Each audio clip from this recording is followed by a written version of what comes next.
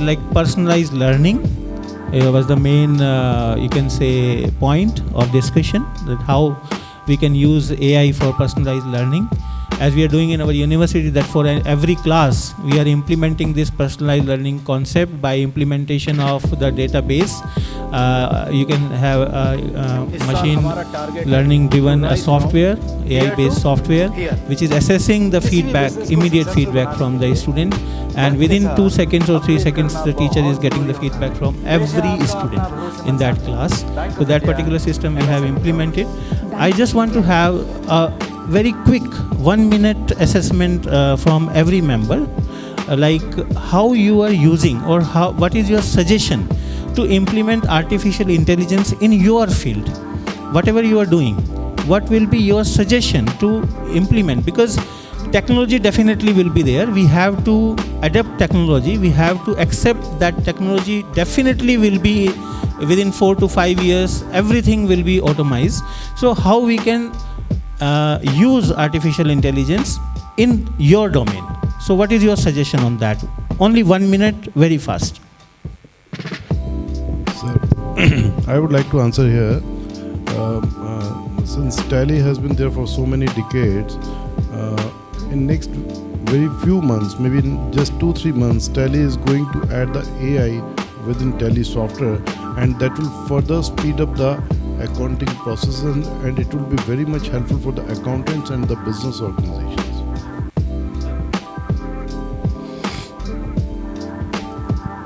As I already shared that our core competency, which is about career counseling, that is completely AI driven, and that can figure out the individual need to be with us for about 50 minutes at the max to be for the assessment, and the AI based application will figure out what most suitable career options he has for his life. Vyas has said that he mentioned Howard Carter's theory. So we also adopt, we also work on 5 psychometric theories to work out that. Apart from that, for skill development activities, we are teaching students, training students on using the AI for their regular office business work. Thank you very much. हम लोग जो है AI के अंदर, मैं बताना चाहूँगा AI के अंदर हम लोग मीडिया के अंदर कई तरीके की न्यूज़ वगैरह जो आती है उसको हम पहले ही सॉर्ट करते हैं, चेक करते हैं कि इसके अंदर कोई फेक न्यूज़ वगैरह नहीं है। दूसरी बात मैं बताता हूँ कि सॉफ्टवेयर डेवलपमेंट का जो सेकंड जो पार्ट है उसके अंदर भी आजकल जो कोडिंग्स और वगैरह जो होती है हमारे को एआई के थ्रू बहुत ईजिली और बहुत आसानी से मिल जाती है। और यहाँ पे भी जितने लोग बैठे हुए हैं शायद मेरे ख्याल से सबके सब एआई के यूज़र हैं, क्योंकि व्हाट्सअप सब यूज़ करते होंगे, उसके अंदर मेटा भी है। तो मैं चाहूँगा सब लोग एआई को प्रॉपर्ली यूज़ और करें, जिससे कि आपकी जो एफिशिएंसी है वो सुधरे। और ये ज़रूरी नहीं है कि एआई को हमें सिर्फ इंग्लिश में ही यूज़ करना है। एआई आपको सारी मल्टी लैंग्वेज में आपको सपोर्ट करती है और हर भाषा में आपको बताती है। Thank you. Dharmendra sir.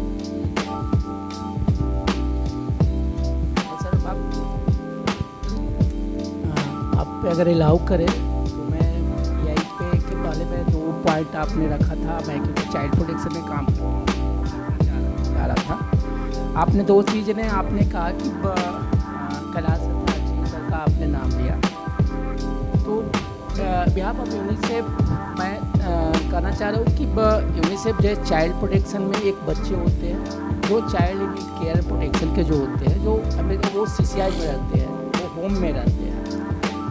UNICEF उसके लिए डिपार्टमेंट फॉर चाइल्ड राइट्स और सोशल जस्टिस डिपार्टमेंट के डिपार्टमेंट के साथ एक आफ्टर केयर स्कीम, हम लोग में इतने लोग हैं, हमें लगता है कि बहुत कम लोग स्कीम्स बारे में जानते होंगे। अब ये बेसिकली ये डिज़ाइन फॉर यूथ के लिए है। अगर हम मुख्यमंत्री हुनर विकास योजना जो स्पेशली वो ऐसे बच्चे के हैं जो वल्नरेबल, जो पालनहार में, एक पालनहार इंडिया का या पूरे वर्ल्ड का यूनिसेफ सपोर्टेड लार्जेस्ट प्रोग्राम है, जिसमें 6 लाख से एबव 6 लाख बच्चे ऐसे हैं जो वल्नरेबल कैटेगरी के हैं, जो बेनिफिट ले रहे हैं। सर मेरा रिक्वेस्ट है कि इम्प्लीमेंटेशन ऑफ एआई, ये योजनाएं मतलब हम डिस्कस कर सकते हैं, लेकिन एआई को कैसे आप इम्प्लीमेंटेशन का सजेशन दें? सॉरी सर, क्योंकि स्टार्टिंग में आपने रखा था उस चीज़ों को, तो मैं क्योंकि उस सेक्टर से आता हूँ तो मेरा रिस्पॉन्सिबिलिटी बनता है कि उसको मैं रखूँ प्लेटफॉर्म पे। क्योंकि हम अवेयरनेस की बात कर रहे हैं, Yes. यूथ की अवेयरनेस की बात कर रहे हैं, तो सोशल प्रोटेक्शन यहाँ पे एजुकेटर हैं, तो गवर्नमेंट का बहुत सारा सोशल प्रोटेक्शन स्कीम है जो स्किल बेस्ड है और specially design for the youth. इस साल हमारे तो आई ड्रीम्स हमारी पहचान, इनमें इनकी को रोल चाहे वो जिंदगी कैसे को हम यहाँ हम उस तबके की बात कर रहे हैं, उस सोसाइटी Dreams की हमारी बात कर रहे हैं जो पहचान। पीछे में है, चाहे वो वहाँ कैसे जिंदगी को पहुंचे, नए उसकी मुकाम पर बात ले कर रहा हूँ। अब या बात अपने आई सपनों आपकी को AI की। हर एक AI सपना है खास। यूनिसेफ और इस कोविड खुशियों के को पूरा दौरान करने के लिए कोविड जरूरी के है दौरान कि युवा बैंकिंग सेक्टर ऐप का साथ। लॉन्च किया है। बैंक ऑफ इंडिया वो बेसिकली 100% AI बेस्ड है। अगर कोई भी यूथ अगर इंटरप्राइजेस से रिलेटेड कोई नॉलेज लेना चाहता हो, कोई कोर्स करना चाहता हो, कैरियर काउंसलिंग से रिलेटेड हो, mental health and psycho support हो, क्योंकि आजकल मेंटल हेल्थ साइको सपोर्ट का आजकल यूथ में देख रहे हैं जो चीज़ों को, उनमें फुल्ली कैसे सपोर्ट होता है, कैसे लिंकेज हो सकता है, कैसे ऑनलाइन कोर्सेज कर सकता है, कैसे उसकी प्लेसमेंट हो सकती है, वहाँ तक ये AI बेस वो ऐप जो है वो पूरे क्रॉस इंडिया में Thank you. क्रॉस इंडिया में पूरे ग्लोबली वो है। Thank you. Thank you, sir. Thank you. Sir. Sir, our SBI site has already AI embedded chatbot. So anybody who is visiting the site, he can go for a particular product. He can identify whether he is the eligible person for that, which branch he has to go. All the things are there. Apart from this, AI has definitely helped improve our products. New products, innovative products have been come up. Digital products की हम अगर बात करें तो sir इस समय 80% of the products are digitally driven. So that saves money, that saves cost, that saves also the hazard of having a complaint. Maybe I am not allowed to have a loan. Thank you, sir. Dr. Vijay, please. Thank you. There are two parts where I think technology can play a very important role. First, definitely we have limited natural resources in context to agriculture. So land and water, they are very limited resources. So the micro irrigation, that is completely based on the precision technology. So that can play a very important role in the micro irrigation. And second part, the claim settlement of crop insurance, because it's a very lengthy process and there is a field investigation, visits, and lot of things are there. If we can come up through these technology, definitely that Very process well. can be. Very well, very well. Thank you very much.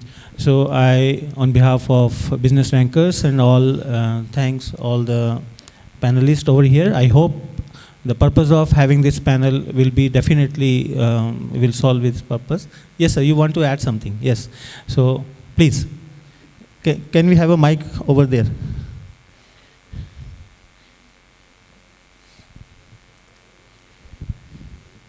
Thank you. मैं इजाज़त चाहता हूँ आपसे कुछ please बताने के लिए please. जो आपकी चर्चा हुई।